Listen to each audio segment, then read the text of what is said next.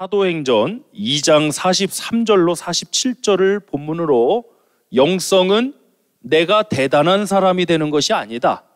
영성은 내가 대단한 사람이 되는 것이 아니다 라는 제목으로 하나님 말씀 은혜 나누기 원합니다. 오늘날 이 영성은 교회 안에서만 쓰는 단어가 아닙니다. 사회 곳곳에서 어떤 종교를 넘어서서 다방면으로 정말 많이 쓰이는 용어 중에 하나가 바로 이 스피리추얼리티, 영성이라는 단어입니다. 그런데 대부분의 이 영성이 자기 깨달음, 어떤 자기의 수양, 어떤 자아의 초월 이런 것으로 이야기를 해요. 그래서 어떤 명상, 이 내면의 세계, 깊은 내 내면의 세계를 만나는 것, 뭐 이런 것을 영성이라고 이야기를 해요. 항상 강조하지만 우리 기독교는 명상의 종교가 아니라 묵상의 종교입니다. 명상의 종교가 아니라 묵상하는 거예요. 하나님을 생각하고 말씀을 생각하고 예수 그리스도가 어떤 분인지 묵상하는 거예요. 그 명상하고는 좀 개념 자체가 다릅니다, 여러분. 우리 기독교 영성은 명상이 아니라 묵상이다. 한번 해보겠습니다. 기독교 영성은 명상이 아니라 묵상이다. 그렇습니다. 영성과, 이 워드 플레이인데요, 영성과 엉성을 구분을 해야 됩니다. 영성이 아닌 것이 영성인 것처럼 생각되어지는 것들이 너무나도 많습니다. 우리 영성학이, 신학교 가면 영성학이라고 아예 과목이 있어요. 그럴 만큼 이 영성은 성경적, 신학적, 또 우리의 신앙생활에서 매우 중요한 위치에 있습니다. 오늘 이 영성에 대해서 뭐 다방면을 살피고자 하면 이 주어진 시간이 한계가 있습니다. 그래서 오늘은 한 가지 토픽에 집중하고 싶습니다. 영성의 이 많은 이 깊음에서 한 가지 토픽에 집중하고자 하는데 뭐냐? 바로 확장성입니다. 영성의 한 부분을 오늘 집중하길 원하는데 확장성에 집중하길 원해요. 뭐에 집중한다고요? 확장성이, 확장성. 영성은 오늘 설교의 제목처럼 내가 대단한 사람이 되는 것이 아니라 막 손에서 막 장풍 나가고 막 나도 좀 뭔가 보여지고 그랬으면 좋겠는데 막. 그게 아니라 내가 어떤 대단한 능력자가 되는 것이 아니라 나라는 범위가 확장되어 가는 것이 바로 영성입니다. 그것이야말로 성경적인 영성이고 신학적인 영성이라고 할 수 있어요. 남의 일에 사사건건 간섭하는 오지랖과는 좀 차원이 달라요. 이 오지랖에 마땅한 영어 단어가 딱히 없더라고요. 이 오지랖은 좀 한국 사람들의 좀 아주 깊은 의미가 있는 거예요. 오지랖 아시죠? 오지랖을 부린다, 오지랖 떤다 뭐 이렇게 그러는데 나라는 범위가 확장되는 것은 오지랖과는 다른 얘기예요. 다른 사람을 사랑하고 섬기고 주님의 은혜에 복음을 전하는 확장성이 바로 영성인 것입니다. 여러분, 예수님은 어떤 분입니까? 영성에 있어서도 예수님 제외하고 우리가 설명할 수 있나요? 우리 기독교에서 예수님을 제외하고 설명할 수 있는 것은 저는 기독교가 아니라고 생각합니다. 그럼 복음의 내용이 아니라고 생각합니다. 영성도 마찬가지입니다. 영성에 있어서도 예수 그리스도를 모델로 예수 그리스도를 통해서 설명되어져야지 그것이 기독교 영성이라 할 수 있지, 단순히 어떤 신비적이다, 어떤 뭐 초자연적이다, 이거는 뭔가 부족한 거예요. 자, 예수님은 저와 여러분이 잘못했다고 회개하고 깨닫기 전에도 십자가에서 피를 흘리셨습니다. 믿으십니까? 아멘입니다. 예수님은 우리를 대신해서 피를 흘리셨습니다. 그러면 예수님을 믿는 우리의 영성은 다른 사람을 위해서 피는 못 흘려도 적어도 눈물은 흘릴 줄 알아야 되는 거 아닙니까? 예수님을 믿는 우리라면, 다른 사람들을 구원하기 위해서 회개도 안 한 자를, 잘못을 구하지도 않은 자들을 위해서 먼저 사랑하셔서 은혜 가운데 피를 흘리신 예수님을 믿는 우리가, 우리의 영성이라는 것이, 다른 사람을 위해 눈물 한 방울도 못 흘릴 만큼의 그게 무슨 영성이냐 이거예요. 신학적 용어를 많이 알면 뭐 할 겁니까? 신학적 지식이 있으면 뭐 할 겁니까? 다른 사람의 아픔, 다른 사람의 어려움을 놓고 정작 눈물 한 방울 흘릴 줄 모르는 게 무슨 기독교 영성입니까? 그게 어떻게 예수 그리스도를 닮아가는 영성이라고 할 수 있겠습니까? 영성은 확장성입니다. 할렐루야. 그러니까 내가 막 신학 공부 열심히 해갖고 뭐 A+ 맞고 우리 김윤희 전사님 지금 성적표를 갖고 와봐야 되는데 내가 충격받을까봐 갖고 오라고 말을 못하겠어요 지금. 네. 여러모로 내가 다각도로 지금 점검을 해야 되는데 이거 참 그래 뭐 이번 학기는 우리 사모님 또 수술도 있었고 이번 학기는 좀 스킵하자. 은혜 가운데 지금 그러고 있어요. 아니 내가 신학 공부 열심히 해갖고 A+ 맞고 막 조직신학 뭐 성서신학 뭐 히브리어 헬라어 달달달달 안들 다른 사람들의 아픔이나 어려움에 대해서 눈물 한 방울도 못 흘릴 사람이 무슨 영성이에요 그게. 아니 그 예수님 믿는 사람 맞아요? 근데 안타깝게도 그런 사람들이 영성이라고 착각을 하고 있어요. 그건 지식이 있는 거지. 그거는 성적이 좋은 거지. 영성은 아니에요. 엉성한 거예요. 빌립보서 1장을 보시면요, 사도 바울이 감옥에 갇혔습니다. 뭐 사기치고 이래서 감옥 갇힌 것도 아니고 복음 전하다가 갇혔습니다. 근데 어떤 사람들이 바울을 더 괴롭게 하려고 어떻게 하느냐, 좋지 않은 의도를 가지고 예수님을 전파하는 거예요. 그러니까 바울은 막 복음 전하는데 막 지금 열정과 막 다 하는데 감옥에 갇혀있으니까 못하니까 바울아 너는 못하는데 우리는 하지, 이런 거예요. 얼레리 꼴레리 이런 거 하는 거예요. 그러면 이런 상황이면 어떻게 됩니까? 엉성한 사람들은 열받아야 됩니다. 이런 저런. 근데 바울이 뭐라고 그러냐, 충격적이에요. 빌립보서 1장을 보시면 열받고 분하고 화가 나는 게 아니라 야 오히려 전파되는 것이 예수 그리스도니 나는 오히려 기뻐하는도다. 이것이 영성이야. 이것이 영성. 엉성한 사람들은 여기에 분노해. 왜? 내가 열받으니까, 자기밖에 없으니까. 엉성한 사람들은 이거예요. 사역을 하면서도 신학교를 다니면서도 엉성한 사람들은 내가 열받고 그러면 이 일에 분노해. 아니 나를 힘들게 하고 좋지 않은 의도를 가지고 내가 감옥에 갇혔는데 나는 마음껏 복음을 못 전하는데 우리는 마음껏 복음 전한다. 바울아 억울해 죽겠지? 이럼에도 불구하고 전파되는 것이 예수 그리스도이기 때문에 나는 오히려 기뻐하는도다라고 빌립보서 1장에서 기록을 했어요. 확장성 아닙니까 여러분? 이것이야말로 영성 아닙니까? 우리가 생각하는 영성이 도대체 무엇입니까? 다 자기 안에 갇혀서 나밖에 모르는 어찌 보면 이고이즘을 영성이라고 착각하는 건 아닌지 모르겠어요.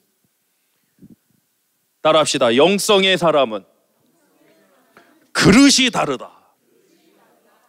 그릇이 다르다. 저 와이프가 저를 강제로 다이어트를 시키려고 어제도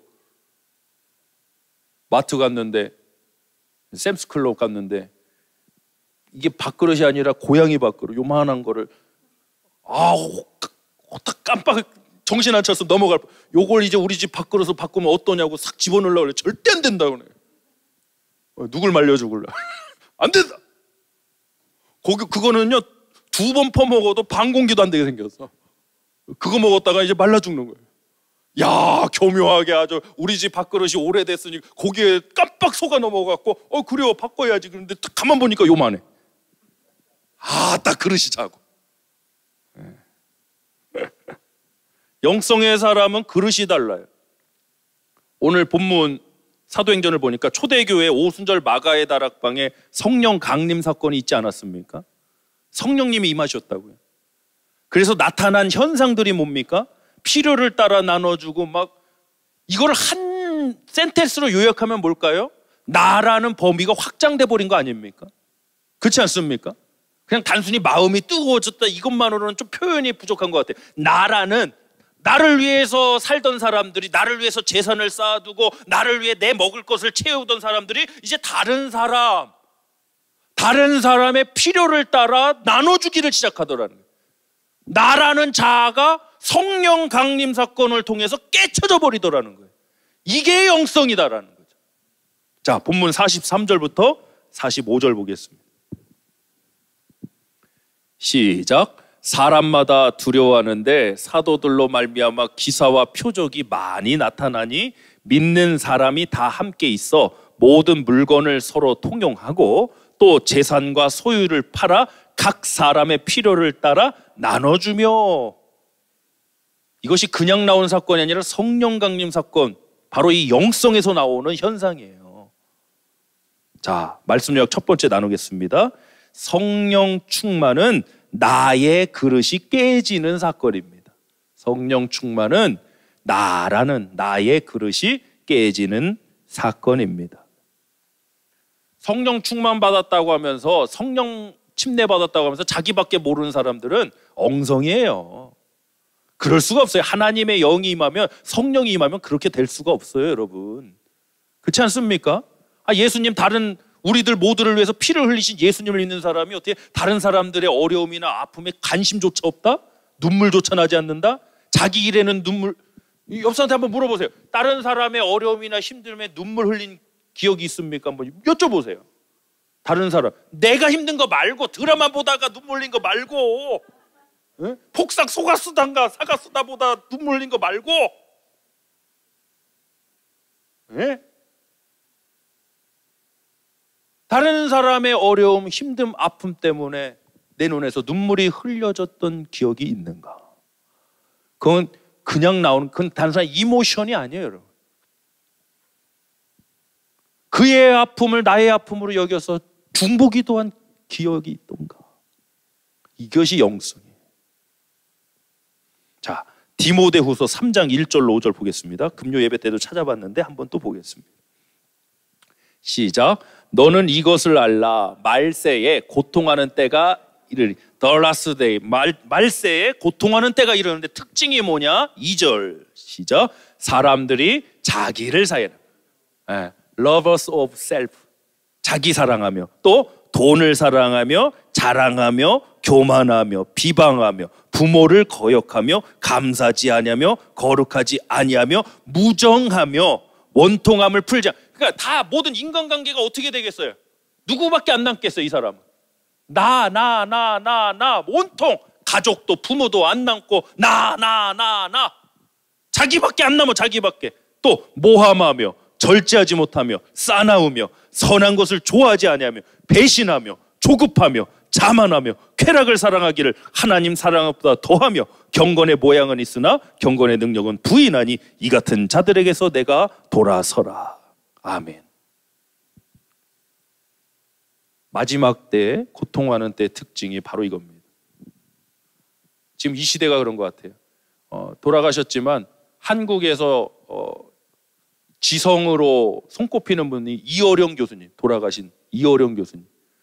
따님 이민아 목사님이 먼저 사역을 하셨고, 난 절대 예수 안 믿는다 그러다가 결국에는 회심하셨고, 이어령 교수님의 유명한 저서 중에 하나가 이겁니다. 지성을 넘어 영성으로. 그 책이 나왔을 때 한국 지성계는 충격이었어요. 이어령 교수가 이런 책을 쓰다니. 그건 기적이었어요, 기적. 이성의 시대, 지성의 시대 이제 지나가 버렸어요. 왜? AI가 지금 다 해버려요. AI 이길 수 있는 분 계세요, 여기? 인공지능을 나는 인공지능과 한판 붙어서 이길 수 있다. 없으세요? 저는 이길 수 있어요. 전기 코드 뽑아버리면 돼, 그냥. 전원 안 키면 돼. 지가 뭐 어떡할 거야? 배터리 충전 안 시키면 돼. 지가 어떡할 거야? 근데 지성으로는, 지식으로는 따라잡을 수 없어요. 그러면 이성의 시대, 순수 이성 나왔고, 이성, 지성, 그리고 감성의 시대 다 지나갔어요, 사실. 이제 남은 게 뭐냐? 영성의 시대라고. 영성의 시대. 이 영성의 시대에 우리 교회가 과연 어떠한 영성을 부르짖을 거냐? 정말 제가 볼 때 교회면서도 위험한 영성들이 정말 많아요. 그냥 단순히 막 흥분하고, 막 사람의 이런 감성만을 자극시키고, 그건 기독교 영성이 아니에요. 나라는 자아가 터져 나와요. 예수 그리스도를 닮아가야 돼. 그것이 기독교 영성. 우리 교회 영성이 충만한 교회 되기 원합니다. 자, 마태복음 25장 한번 볼게요. 조금 깁니다. 31절. 자, 예수님 다시 오실 때 31절 시작. 인자가 자기 영광으로 모든 천사와 함께 올 때에 자기 영광의 보좌에 앉으리니 모든 민족을 그 앞에 모으고 각각 구분하기를 목자가 양과 염소를 구분하는 것 같이 하여 양은 오른편에 염소는 왼편에 두리라. 그때에 임금이 그 오른편에 있는 자들에게 이르시되 내 아버지께 복받을 자들이여 나와 창세로부터 너희를 위하여 예비된 나라를 상속받으라. 구원받은 자 35절. 내가 줄일 때 너희가 먹을 것을 주었고 목마를 때 마시게 하였고 나그네 되었을 때 영접하였고 헐벗을 때 옷을 입혔고 병들었을 때 돌보았고 옥에 갇혔을 때 와서 보았느니라. 이에 의인들이 대답하여 이르되 주여 우리가 어느 때에 주께서 줄이신 것을 보고 음식을 대접하였으며 목마르신 것을 보고 마시게 하였나이까? 어느 때 나그네 되신 것을 보고 영접하였으며 헐벗으신 것을 보고 옷 입혔나이까? 어느 때에 병드신 것이나 옥에 갇히신 것을 보고 가서 배웠나이까 하리니 임금이 대답하여 이르시되 내가 진실로 너에게 이르노니 너희가 여기 내 형제 중에 지극히 작은 자 하나에게 한 것이 곧 내게 한 것이니라 하시고. 그럼 이 의인들, 구원받은 사람들, 결국 성도인데요, 이 사람들은 자기밖에 모르는 삶을 살았을까요? 아니에요. 아니라고요. 자기가 깨쳐져서 다른 사람들의 어려움, 그들을 향해 눈물을 흘리고 섬기는 삶을 살았다고요. 우리 존스 호킨스 은총아, 그런 닥터가 되기를 목사님 박사부터 기도한다. 야, 졸업식 사진 보는데 진짜 내가 진짜 눈물이 다 나. 야, 여기서 쭉 자란 것도 아니고 한국에 갔다가 중학교 때 다시 와갖고 세상에 저 아이가 저걸 다 따라잡고 저걸 저렇게 하면 얼마나 노력했을까. 야, 참 감사하다. 정말 수고 많았고. 이제 시작이야. 이제 시작이야. 우리가 또 좋은 롤모델이 계시잖아, 우리 김 박사님. 좋은 이렇게 닥터가 돼서 정말 다른 사람들을 치유하고 회복시키는 귀한 손길이 되길 주며 축복합니다.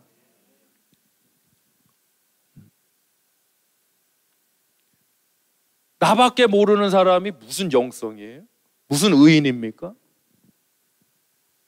나는 그렇게 많이 안다고? 나는 신학 지식을 한다고? 나 신학교에서 A+ 받았다고? So what?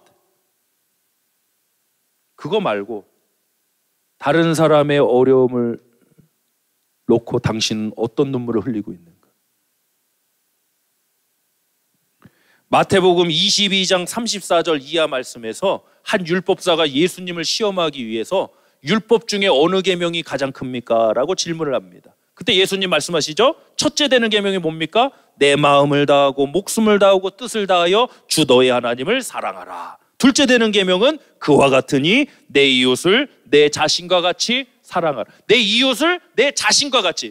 그러니까 이웃이 누가 되는 거예요? 내 자신과 같이 되는 거예요. 이게 수학으로 표현하면 이퀄. 내 자신, 내 자신과 이웃이 이퀄이 되는 거예요. 그러니까 나라는 범위에 있는 거 기독교 영성이 아니에요, 여러분. 내가 무슨 능력이 있고 내가 무슨 기도했더니 뭐 이거 말고 다른 사람을 위해서, 이웃을 위해서, 특별히 어려운 이웃들 위해서 무엇을 하고 있느냐. 저는 우리 엎드리는 교회에 또 예배당 지어지면 많은 사역들이 있을 텐데요, 그 선한 영향력이 우리 지역사회를 참 아름답게 물들이길 기도하고 있습니다. 할렐루야. 야, 저 교회 때문에 살만 난다. 저 교회 때문에 살만 난다.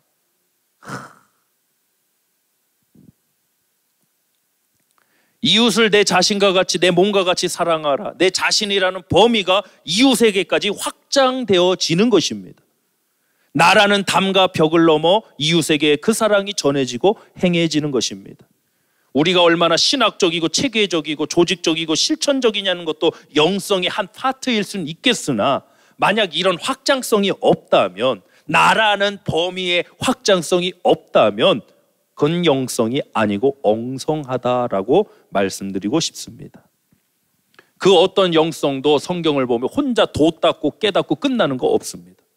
주어진 사명 말씀을 살아가면서 국가와 나라와 민족과 주변 이웃들을 향해 하나님의 복음의 통로로 다 쓰임받았습니다.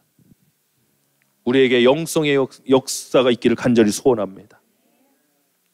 자, 본문 다시 한번 보겠습니다. 46절부터 47절입니다. 체인지. 네. 체인징, 변화, 차징, 충전. N이냐 R이냐 뭐 워드 플레이예요. 워드 플레이인데 여러분 잘 보세요.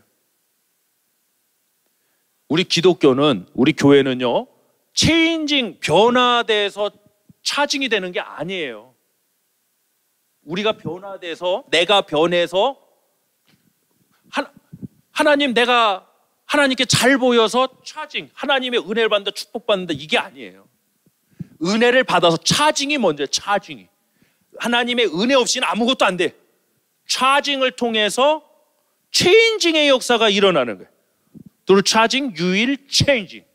차징을 통해서. 이게 기독교의 영성. 근데 타종교, 모든 타종교 포함해서 오늘날 사회 이데올로기 개념들은 체인징이야. 왜? 내가 주어니까. 차징은 내가 주어가 아니에요. 채워주시는 분이 주어지. 하나님이 주어요. 하나님이. 아멘.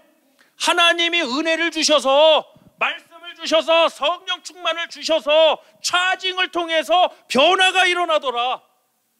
그것이 오늘 초대교회, 사도행전에 나오는 초대교회의 모습이었고, 할렐루야. 하나님, 내 삶 좀 변화시켜 주세요. 예, 그 기도도 필요합니다. 근데 여러분을 통해 여러분의 주변이 좀 변화 좀 돼야지. 우리 교회를 통해 이 한인사회가 좀 회복되고 변화돼야죠. 할렐루야. 우리 그 꿈 꾸길 바래요. 우리는 할 수 없지만 하나님은 하실 줄 믿습니다. 자, 46절 47절 시작. 날마다 마음을 같이하여 성전에 모이기를 힘쓰고 집에서 떡을 떼며 기쁨과 순전한 마음으로 음식을 먹고 하나님을 찬미하며 또 온 백성에게 칭송을 받으니 주께서 구원받는 사람을 날마다 더하게 하시니라. 아멘. 확장성이 보입니까?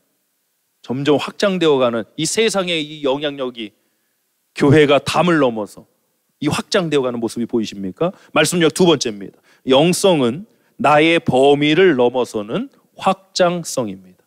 확장성입니다. 데살로니가전서 5장 16절 이하 말씀에서 유명한 구절이에요. 굳이 안 찾으시죠. 항상 쉬지 말고 범사에, 뭐 교회 한 몇 년 다니면 이게 자동으로 나오는 거예요. 항상 기뻐하라, 쉬지 말고 기도하라, 범사에 감사하라. 저는 이 말씀을 묵상하다가요, 범사, 누구 범사? 내 범사? 당연한 거지. 그런데 확장성이 있어야 되겠죠. 항상 강조합니다. 우리 엎드린 교회는 이 범사라는 개념에 확장성이 있길 원해요. 내 일만이 아니라 우리 성도들의 일도, 아멘. 우리 주변의 이웃들의 일도, 우리 네이버의 일도, 우리 소시아리티, 우리 사회의 일도, 우리 나라 민족의 일도 내 일만 생각하고 중요하게 여기는 게 아니라 복음은 확장성이에요. 그래서 복음의 역사가 이스라엘에 머물지 않고 지금 전 세계를 돌아서 지금 지구를 보면은 이렇게 전 세계를 돌고 있는 게 보이시잖아요. 역사적으로. 이 기독교가 꽃을 피웠던 나라 중에 하나가 바로 우리 대한민국 아닙니까? 놀라운 역사예요. 놀라운. 이건 세계 기독교 역사에서 코리안 크리스찬들은요, 놀라운 역사. 근데 지금 우리가 대한민국이 세계 선교 2위 국가예요. 1위는 미국이고요. 2위가 세계 선교 2위 국가가 우리 대한민국이에요. 놀라시지도 않네요, 여러분. 우리가 뭐 인구가 많습니까? 뭐 일본 인구의 절반입니다. 전쟁을 겪었고요. 정말 가장 최빈국에서 이런 놀라운 역사와 기적이 일어났어요. 배제학당이 올해 140주년. 그 140년 전에 선교사님들 오셔갖고 학당, 학교를 세우시고 세브란스 병원을 세우시고 교육하시고. 누가 그러더라고요. 왜 이렇게 한국 교회는 술, 담배 이런 거 금지, 도박 왜 이렇게 강조하냐고. 역사가 있어요. 처음 기독교가 들어왔을 때 선교사님들 보니까 우리 그때 조선이죠. 조선 사람들이 다 그거에 빠져 있어. 이 민족성을 말살시키기 위한 일본의 계략이었어. 그걸 깨부수고 나라답게 민족의 정체성을 회복한 게 바로 교회예요. 그 역사성을 잊으면 안 돼. 그때 오신 선교사님들이 무슨 부귀영화를 쫓아서 조선이라는 나라 오셨겠어요? 와서 그렇지 않습니까? 순교당하신 목사님, 선교사님들 얼마나 많습니까? 가족이 헌신당하고. 뭐 때문에 그렇게 하신 거예요? 확장성. 이 안에 복음이 들어오면 확장성이야. 나라는 범위가 터져서 확장되어질 수밖에 없는. 할렐루야. 오늘 살짝 확장해 보세요. 옆 사람한테 기도 제목 빨리 물어보세요. 지금 시간 없어요. 빨리 짧게 대답. 기도 제목 물어보세요. 이번 한 주간 우리 옆 성도님을 위해서 여러분 기도하시는 주간 빨리 물어보세요. 기도 제목 뭐냐고. 기도 제목 뭐냐. 누가 그러더라고. 기도 제목이 없는 게 기도 제목이라고. 참 자, 아유 주여 아주 그냥. 기도 제목 빨리. 여러분 보세요. 풍선은 터지면 데드죠. 사망이죠. 우리도 막 이렇게 부풀어서 터지면 죽겠죠. 그런데 복음이 들어와서 은혜가 들어와서 여러분 자아를 터지면요 죽이는 게 아니라 살리는 역사가 돼요. 우리 살리는 엎드린 교회 될 줄 믿습니다. 그 확장성의 영성이 우리 엎드린 교회 모두 가운데 있기를 주님으로 축복합니다.